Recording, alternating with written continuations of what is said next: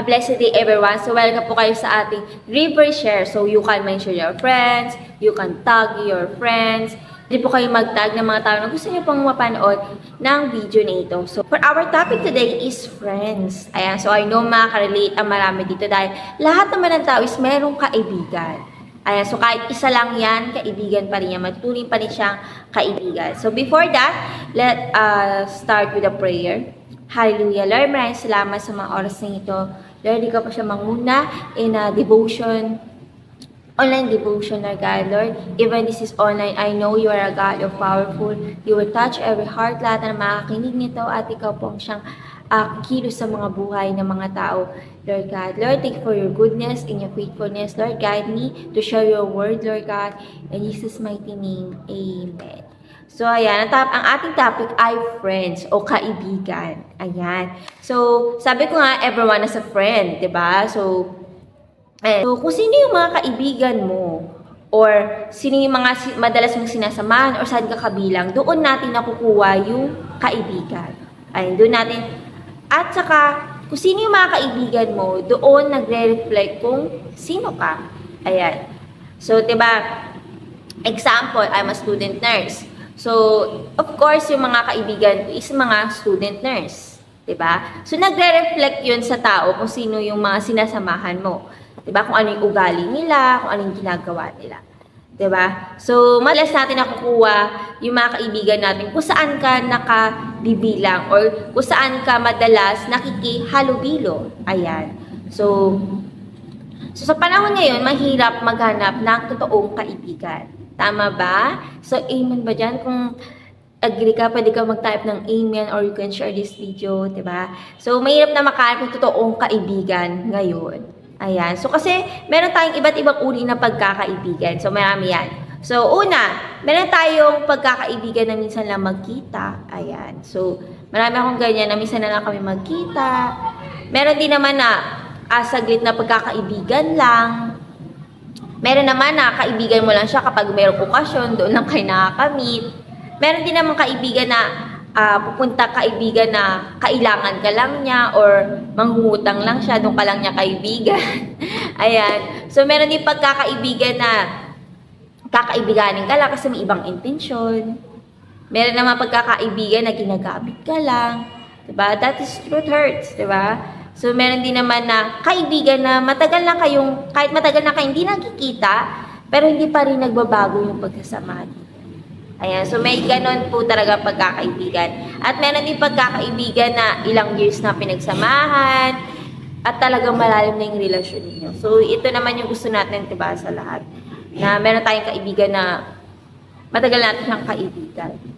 At sa super close nyo, diba, is nagkakamuka na kayo, kamukha na kayo ng muka. Ay, meron din naman pagkakaibigan na hindi nagtatagal. Ayan, so may ganun talaga.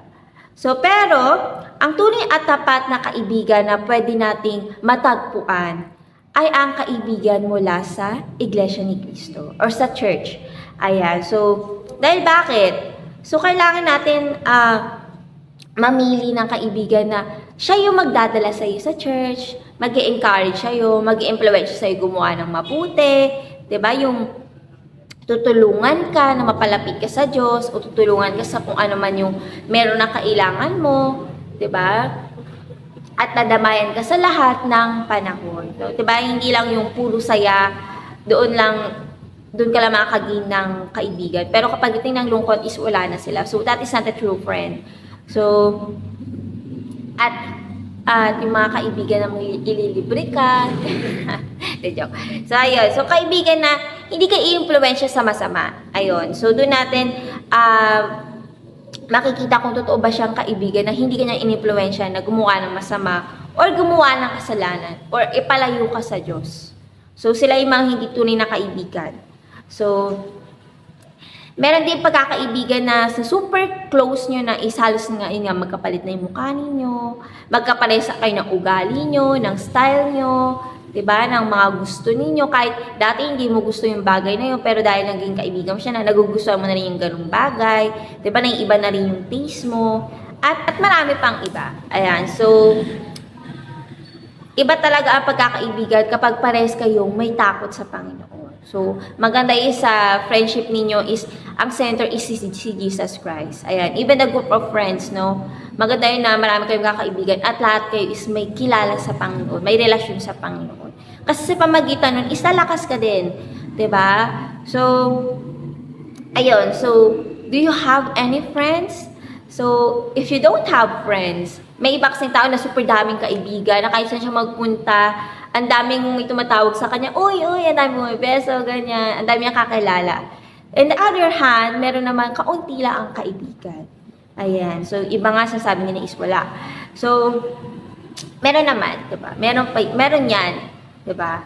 So, ayan. So, did you know that there's only man how he show his love for his friend? So, alam mo ba na merong tao kung pinakita niya yung pagmamahal niya sa kaibigan sa pamagitan ng namatay siya para in behalf ng kanyang kaibigan. So, that is Jesus Christ. So, ganoon niya pinakita yung pagmamahal niya sa mga kaibigan niya. Tinawag niya tayong kaibigan.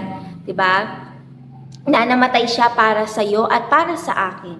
'Di ba? Para lang matawag tayong kanyang kaibigan. So, Jesus Christ is a true friend, is the best friend you have. Ayan, so wala siyang maituturi na iba.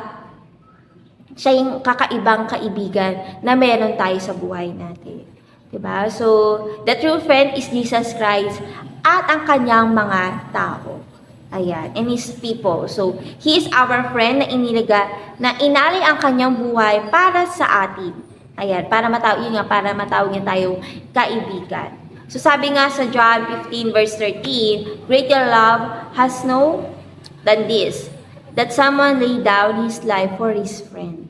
Ayan, so, hindi natin kayang gawin yun, mahirap gawin yun, diba? Na ialay mo yung buhay mo para lang sa iyong kaibigan.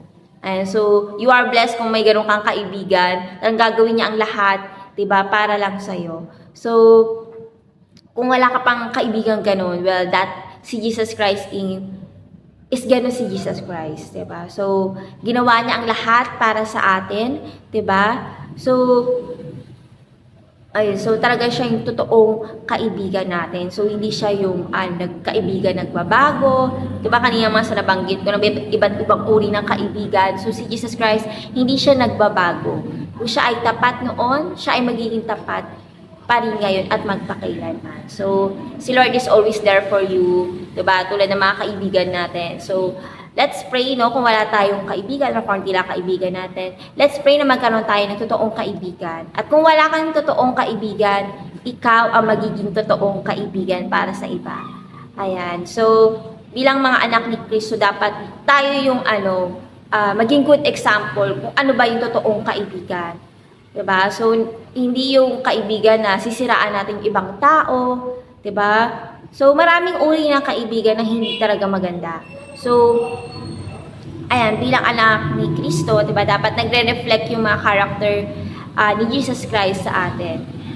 Ayan, so, ayun lamang po. So, thank you, everyone. I hope you will learn from this River Share in us. And now, I will pray for you. Hallelujah, Jesus. Lord, thank you for your goodness, Lord God. Thank you for your word. Lord, maraming salamat na ikaw po ang tunay naming kaibigan, Lord God. Lord, sa lahat po nakarinig nito, Lord, ikaw po mag-change na kanilang puso, Lord God, ng attitude ng buhay nila, Lord, that they will be a true friend, Lord God. Lord, na ikaw ang magre-reflect sa mga buhay nila. At Lord, na i-impluensyahan nila ang mga sa paligid nila na mapalapit sa inyo.